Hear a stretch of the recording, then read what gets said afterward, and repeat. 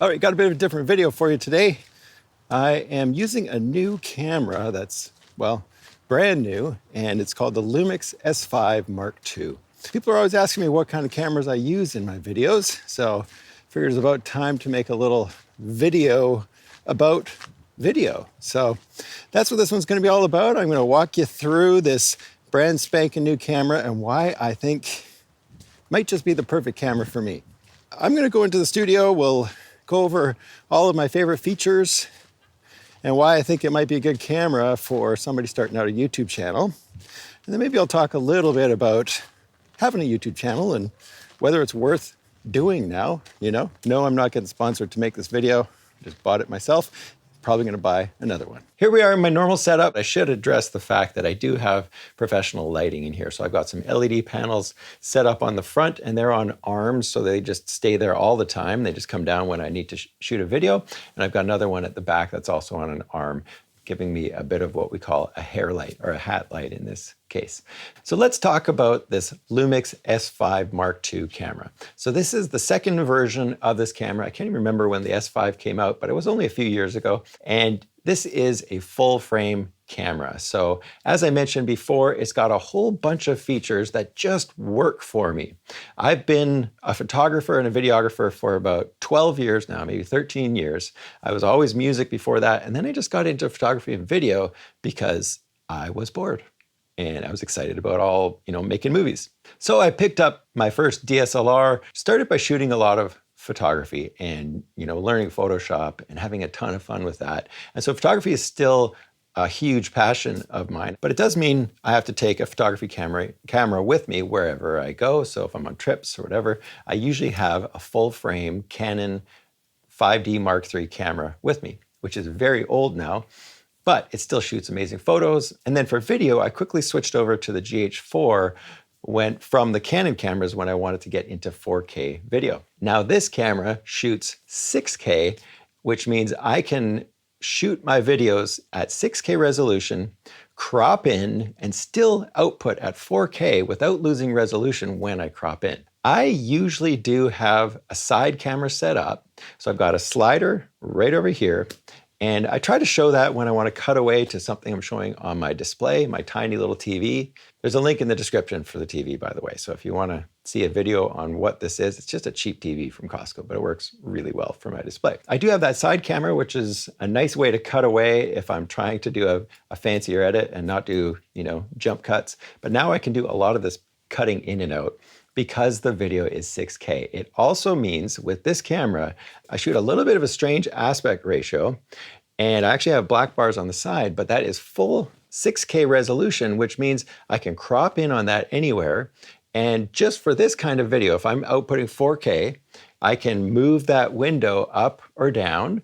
I'll be able to shoot and get, maybe more of my piano for some shots and then back up to capture my head if I'm kind of losing room in the video. The other thing this 6K open gate filming allows is you get a little bit more top and bottom, which means I can crop in for vertical video if I ever start doing YouTube shorts or posting more stuff on Instagram stories. I hate vertical video with a passion. So it's hard to say that I am excited about this feature, but it's kind of a necessary evil, if you ask me. If anyone's wondering, I tried editing it in Final Cut on a year and a bit old MacBook Pro M2, and it is just fine. Why full frame, and why am I so excited about having a full frame video camera and photo camera? Full frame is a bigger sensor, and just to boil it down, that just means I can get better low light performance and better shallow depth of field look. So right now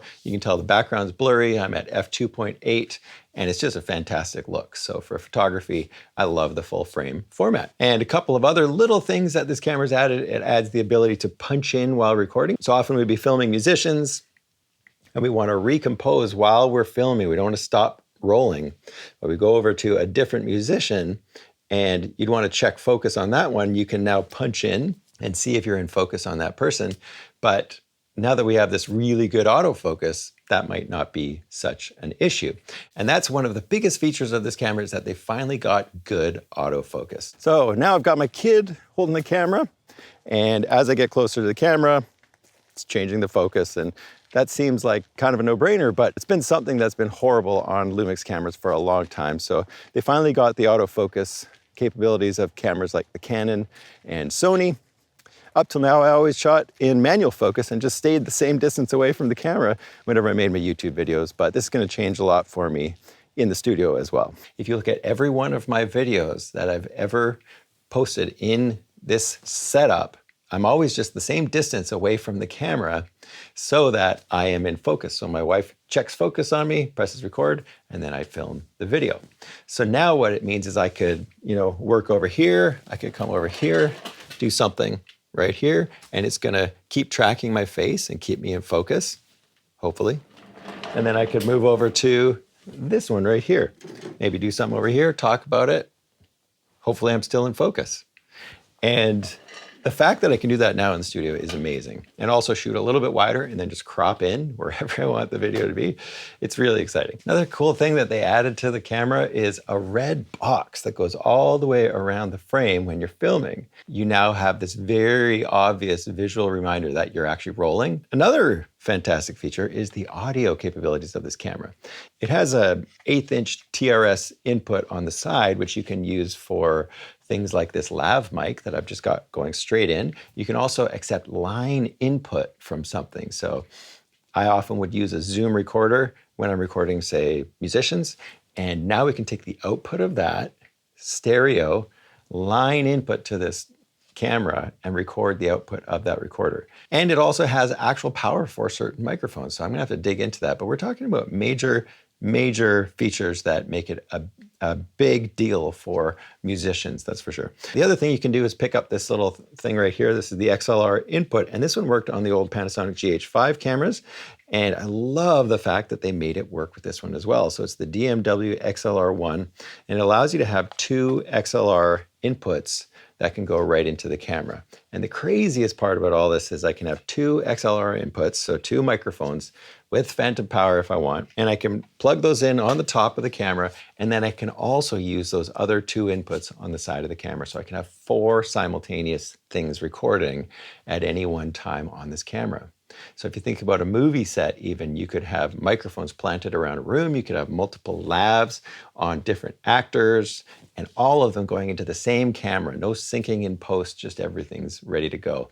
I could take the output of my computer and route this to the input on this camera as well. So I could have 4 channels of audio recorded, no syncing afterwards, and just everything just works. So to sum up, this camera is ticking off all the boxes for me. I'm probably gonna start clearing out some of my old photography gear and just switch over right to this system for photography and video. Because the truth is the GH series for photography weren't really a thing for me. It didn't shoot great photos for photography. It was not a camera I'd like to use. And then as far as the YouTube thing goes, here's what I would say to you if you're thinking about getting into YouTube. Do it because you love teaching stuff or you love showing stuff. The whole first year that I did it just because I was having fun doing it. So if you're not having fun doing it, I don't think it would be something you want to look into.